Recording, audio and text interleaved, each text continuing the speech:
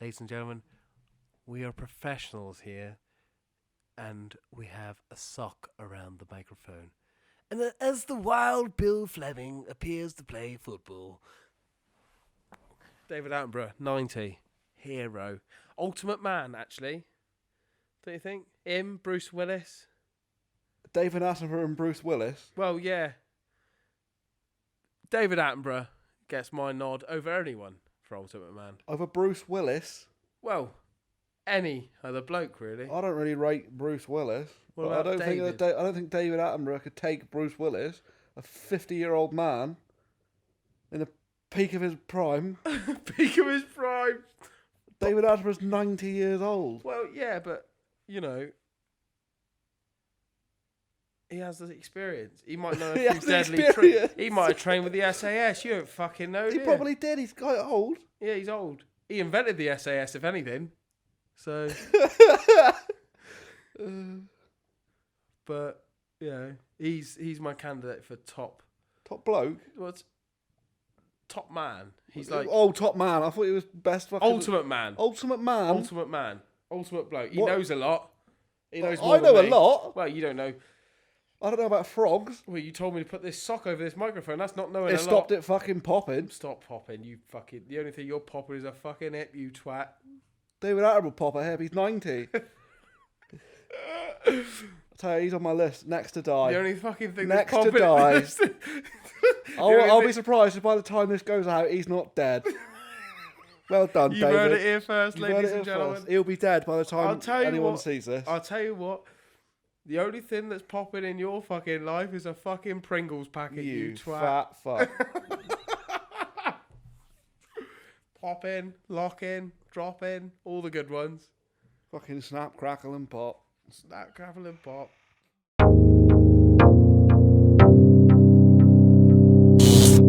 Fucking field trip in this room. Yeah. Fucking field trip.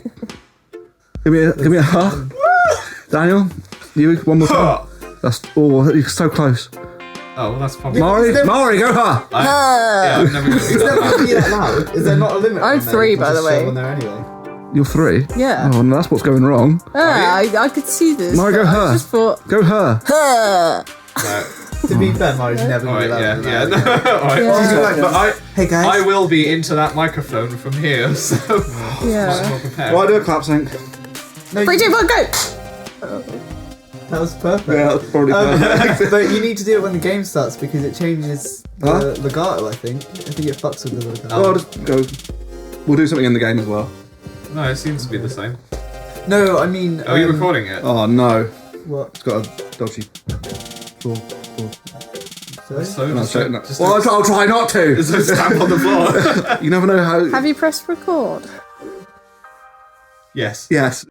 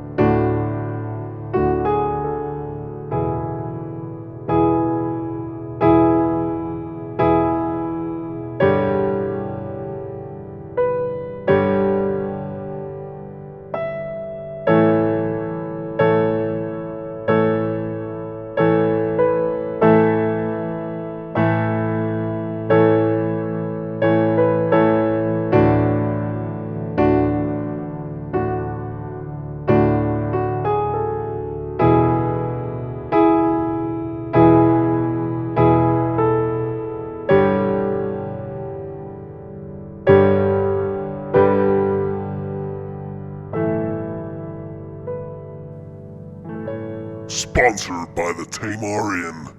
No plug-in. Can't plug. You can plug. No, I'm going to plug in the podcast. This week's episode sponsored by the Tamarian Calstock, purveyor of fine wines and fine food.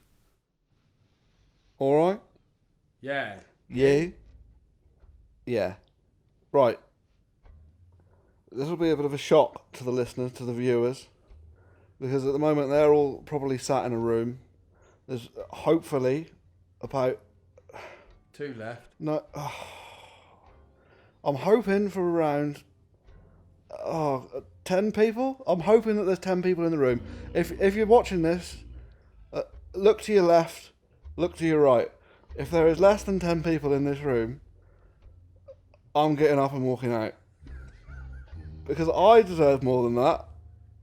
This documentary deserves more than that. Okay, the thing is, this bit is kind of dark, kind of boring, I feel. But I've kept it in because it shows off the artistic, the kind of dark, yeah? Yeah, all that kind of dark side, the kind of, the art, the kind of side of the art. the kind of culture that and here I am again. I can play I don't like to say, but I can play guitar. I can play guitar You can shred a guitar. like I'm You can shred a like Kellogg's. aromatic Like duck. I shred I shred a guitar like Kellogg shreds wheat. Look, I think we got through this bit together. Finally. You.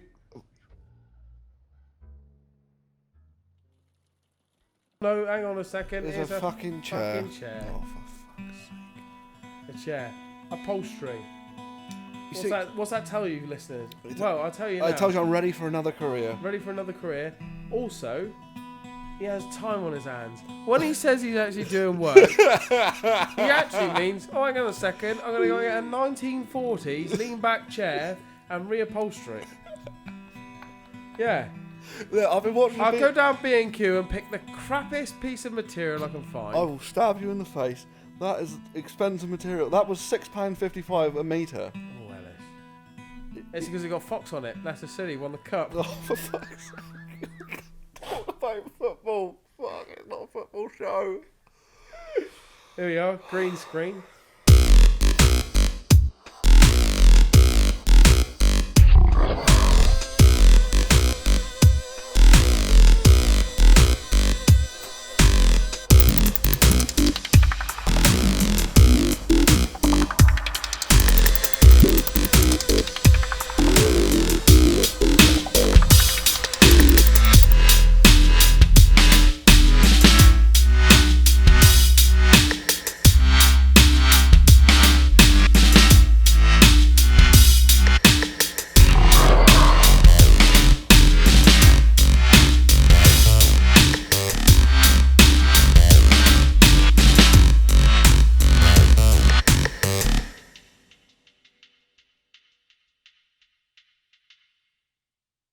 One man. Several men. One woman. I went up to the library for 6 hours the other day. Why? Because I had no internet. Because Smell for a podcast, don't you fucking know? Not this place. Not this place. Okay. It's so cute. This is like A-level.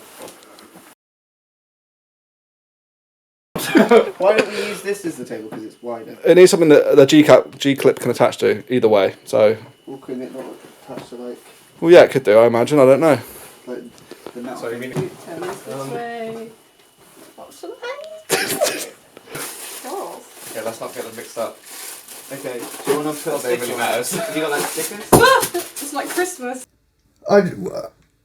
It would be easier if, because you guys don't, I'm not going to say you don't know about it, Yeah, but if you guys think of questions to ask me and then I can just answer them, that's fine. Yeah. Rather than me being like, I Yeah, can yeah. talk about this. Will it make It's the, harder Here to we do go. So will it make the game alright, audio let's start process with easier? let's start with cutscenes. Oh, sorry. I was What going to that, say, Mike? would it make it the game audio process easier from like composition wise, as in more linear? that. Yes. No. Oh, really? Oh, conflicting opinions makes for good radio. Well, Here we go. it doesn't. Charlie, you say no. Why? Let me fucking. Beep.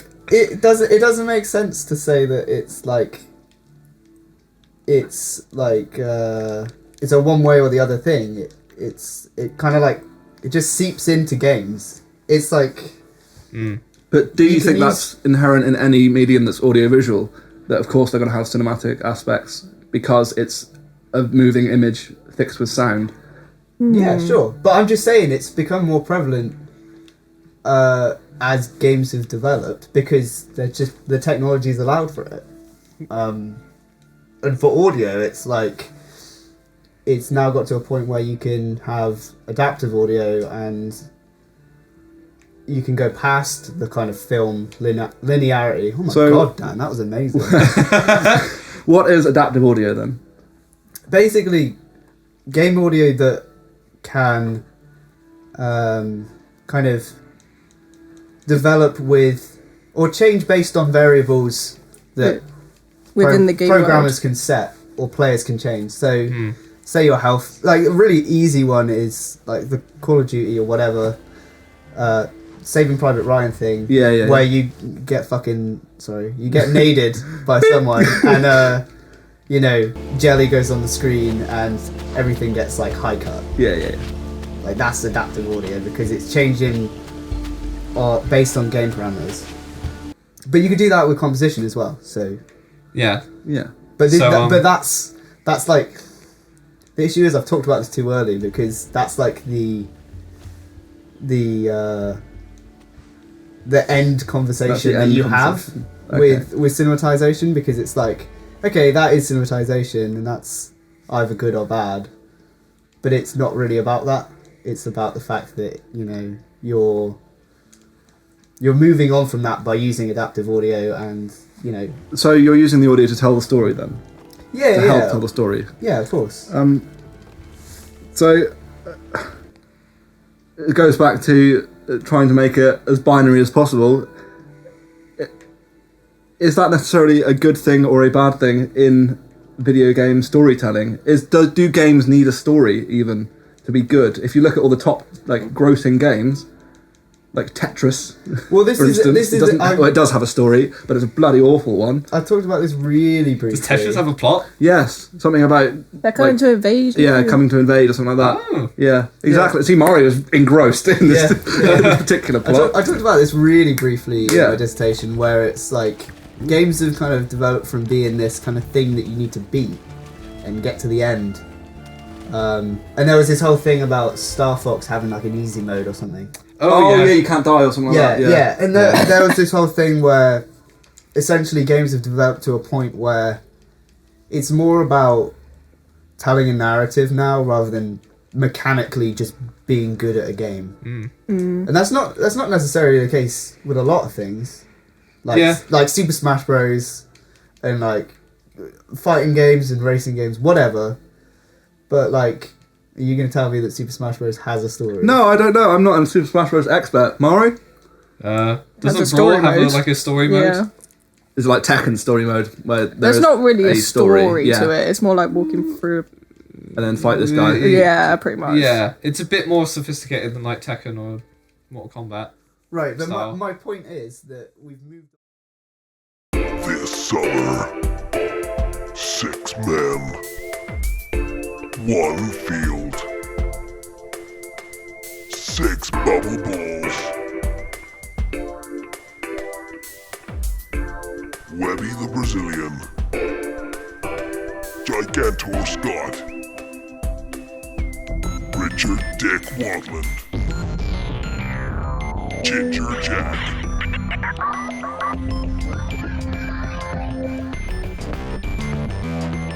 Fittest man known to world, Bill Fleming.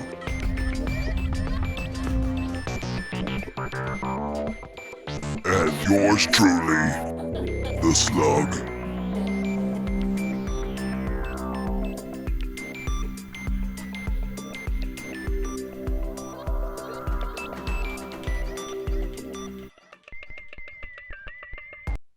All right.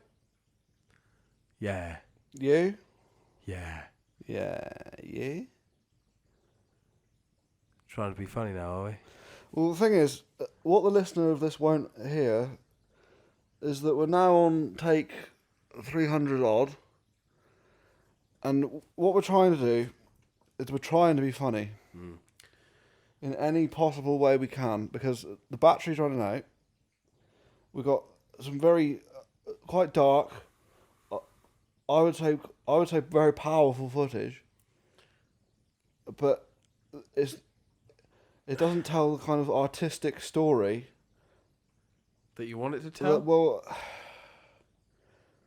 we're just not getting any funnier. If I was truthful, well, I've been saying that for the last couple of years, but the thing is, this is where it counts, because this is the art. This is the art side of my life, and this is the thing that I'm supposed to be good at. Kind of mixing the serious art with the funny. These people are very funny. I could watch these people. I could listen to these people for long enough to get ad revenue from YouTube.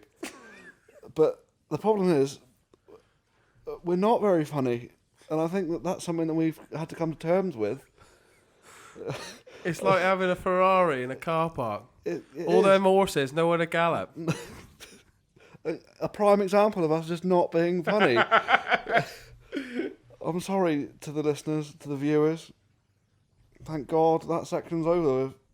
On with the show. Yeah.